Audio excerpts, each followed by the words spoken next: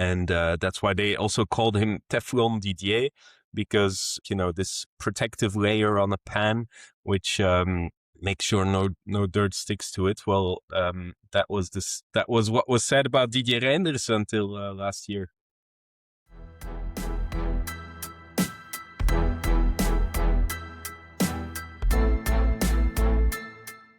Follow the money. Didier Reynders was a political heavyweight in Belgium and the European Union and served in top roles for decades. But right after his term as European Commissioner for Justice ended, Reynders fell from grace.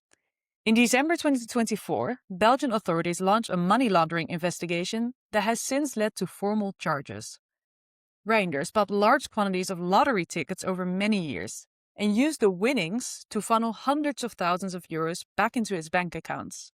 But what is the source of that money that Reynders allegedly laundered? I'm your host, Emma de Chatinier, recording from Brussels. And as always, I'm joined by Follow the Money reporter and my co-host, Alexander Fanta in Vienna. Good morning, Alex. Good morning, Emma.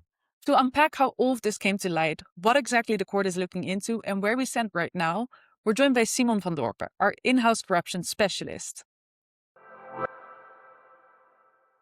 Welcome, Simon. Thank you for joining us again.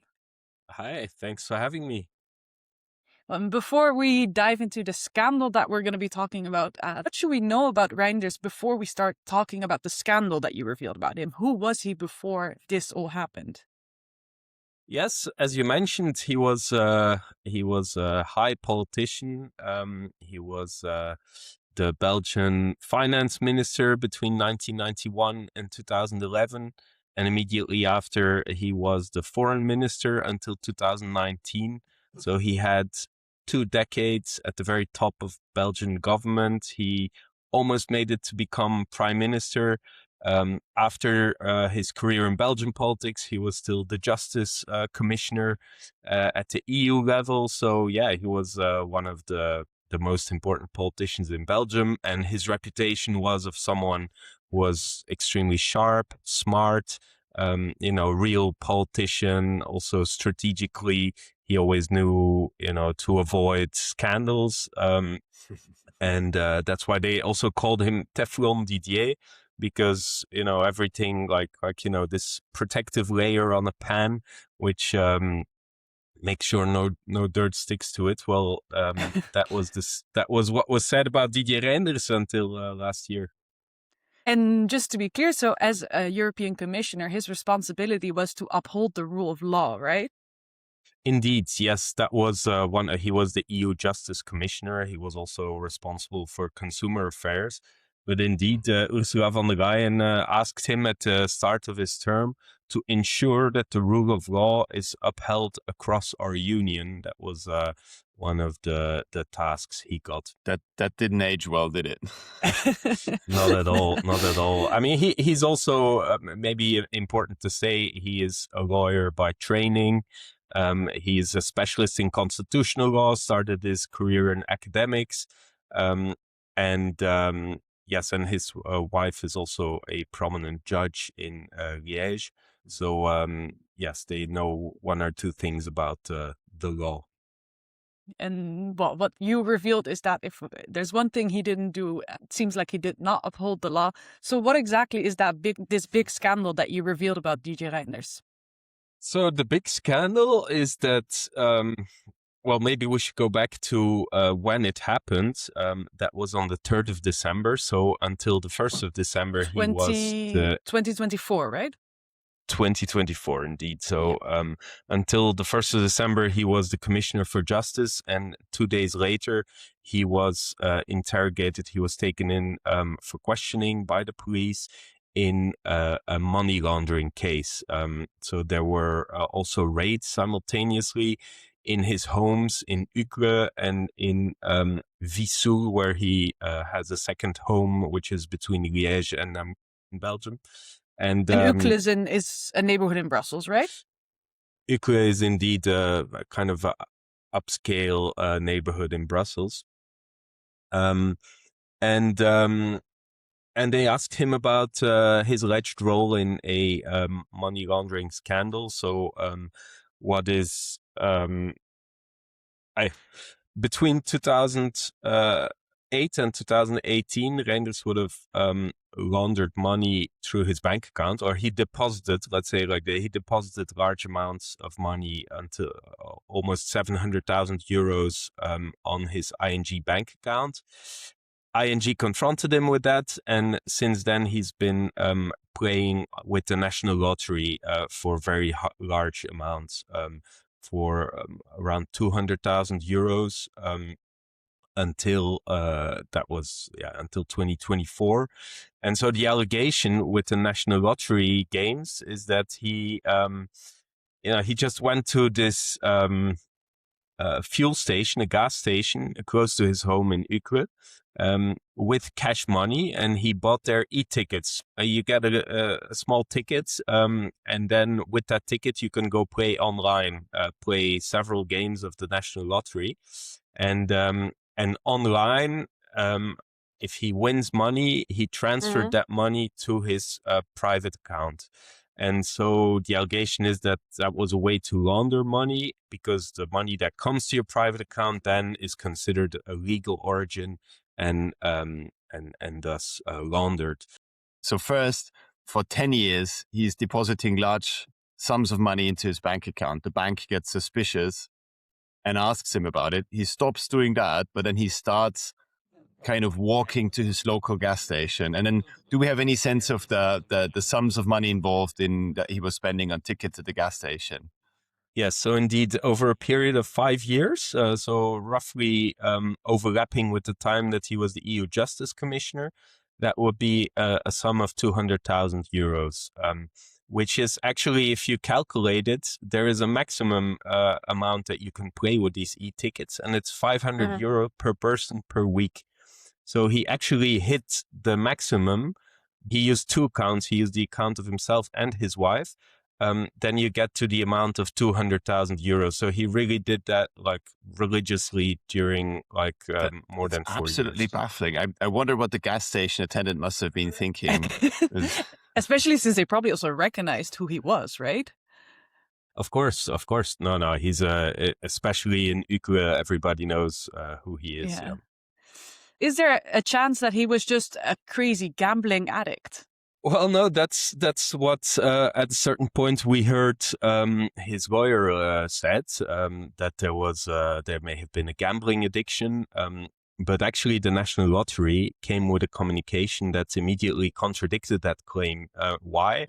Because the typical behavior of a gambling addict would be when you make money on this account, so you have this online account where the money comes, is to immediately reinvest that into new games.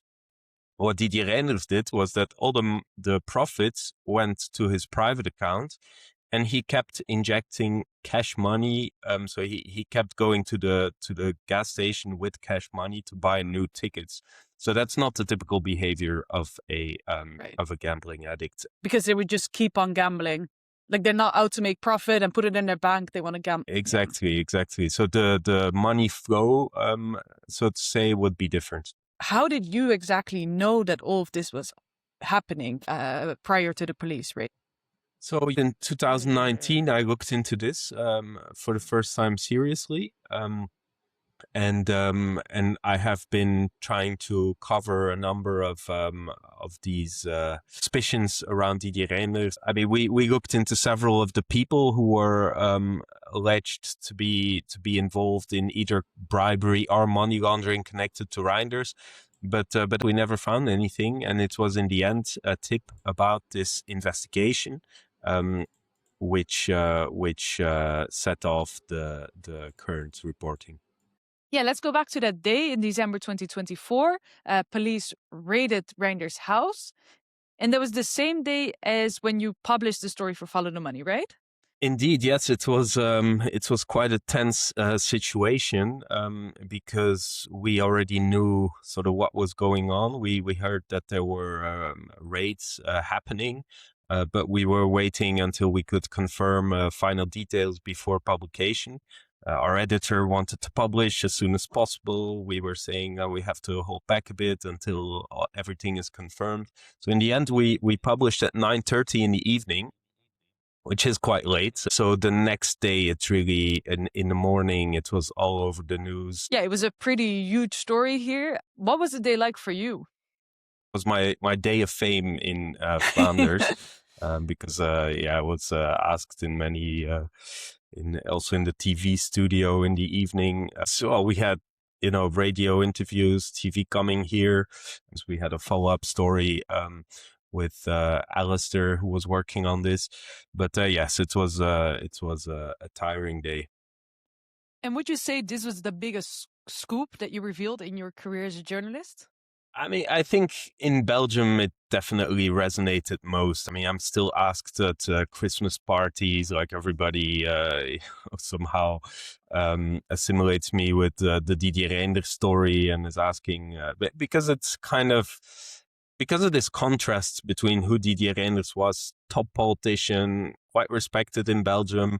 But I have to say, I've spent much more time on other investigations, which I think were sort of more, when it comes to real investigative journalism, were more revealing and I would say important, but more systemic, let's say.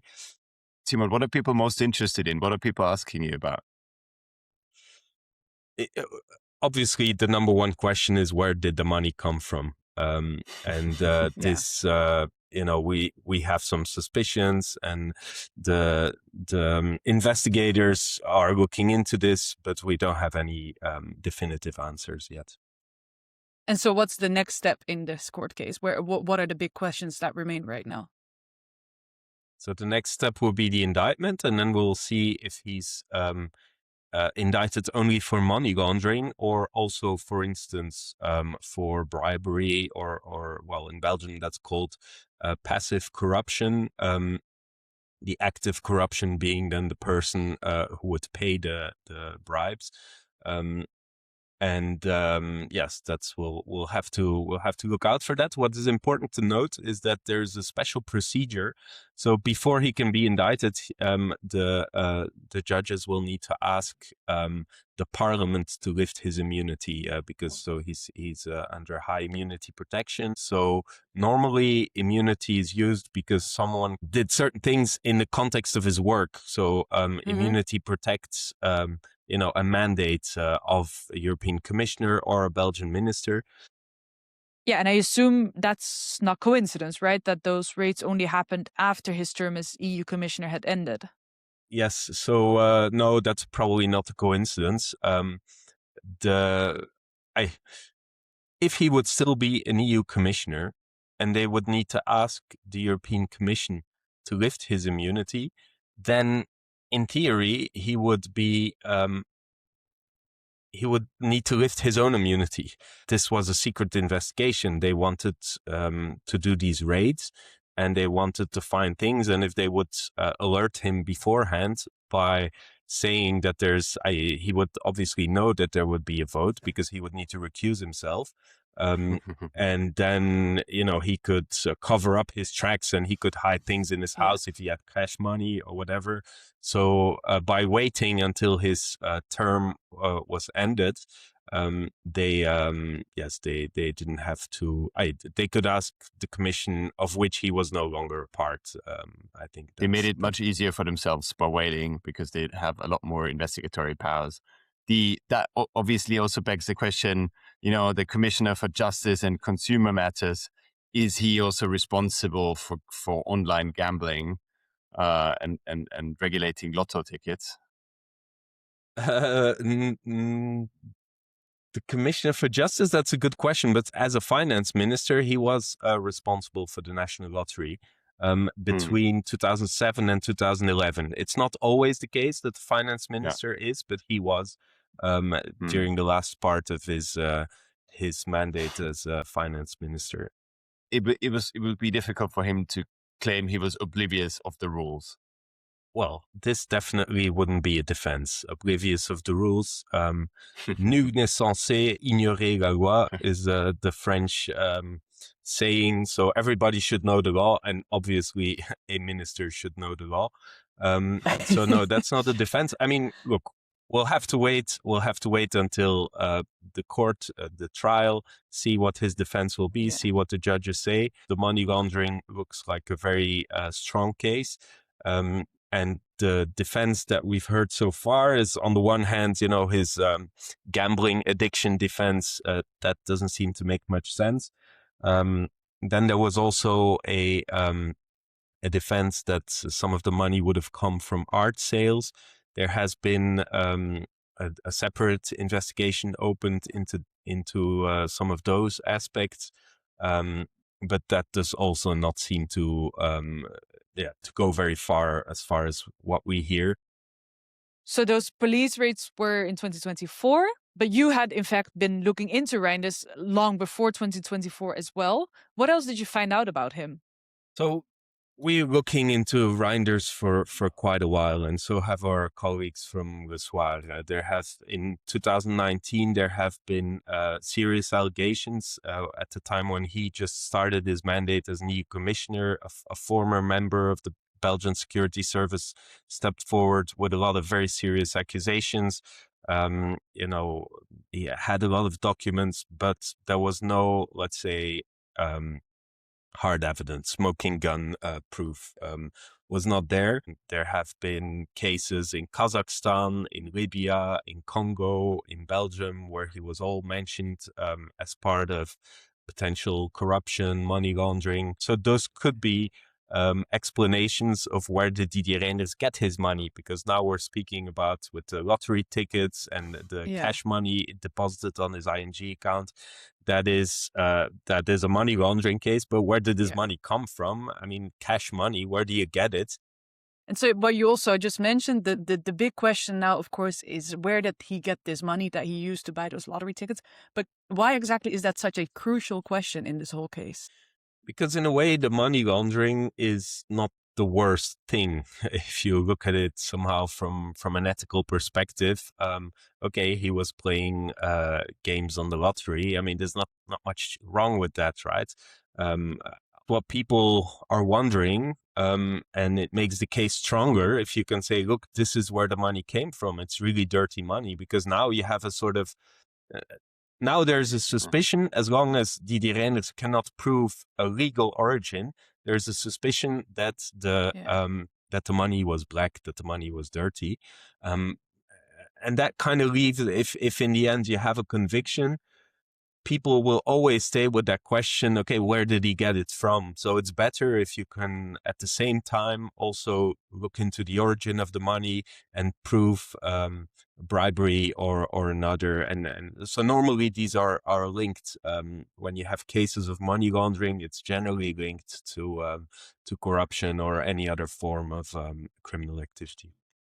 And some of the main actors in this whole story are, of course, the lottery and Didier Reynders' bank. And what did they do in this whole process? Did they ever flag something? Did they see something was off? Yes, the lottery did, but ING didn't. So his bank, they confronted him in 2018 with the fact that he'd been depositing around 700,000 euros over the past 10 years on his bank account. And at that stage, they should clearly have notified the competent authorities, which they didn't do. And therefore, an investigation has been opened last year into ING. Into ING Belgium. So now there's also a criminal investigation for trading in influence into ING Belgium. But why did ING not do what it was supposed to do? I have no idea. The point is they didn't. And is there a speculation as to why they didn't do it? So it's an investigation for trading in influence. I can imagine that Didier Reynders is someone quite powerful and useful to have as a friend. And I think it's overall just a very crazy story. We have lottery tickets, former commissioner for justice. But the big question is, of course, like, why would someone with influence, with a lot of money already probably, why would he do something like this still? Yes, good question, and you're not the first one to ask it. That was the immediate reaction of people. Like, why does someone who earns such a good salary, has such such a reputation as well. I mean, normally retiring politicians with his sort of state of service, they get a lot of respect. They are invited left and right. They often in Belgium get the title Secretary of State, which is a sort of honorary title. Why would someone like that do it? Look, there are some people who say, look, he's been engaged in dodgy business, potential criminal activity for decades. If some of these allegations or suspicions are true, then indeed he did get away with a lot of really bad things. And what could happen in such a case, and we've seen this in the past with other people, is that he got a bit overconfident. He thought he would get away with anything, he started losing his guards. And this, for instance, this ING story shows it. He is depositing 700,000 euros in cash money. A bank which is supposed to just report that to the judicial authorities immediately, just sort of doesn't do it and allows him to get away with it. Maybe then he's like, okay, what's next? Has an idea. I mean, I'm speculating here, but that's the only explanation I can come up with. He might have thought that he was untouchable. Indeed. And now he's a man fallen from grace. A few days after his term as a commissioner ended, police raided his home. Have we seen him in public since? Yes, actually we did. A couple of weeks ago, he was asked in the context of a case of a metro line in Brussels to be a witness in the Belgian Parliament. He showed up in public. He had changed. His hair had grown, and he lost weight visibly. So you could say he didn't look great. On the other hand, he was smiling, shaking hands.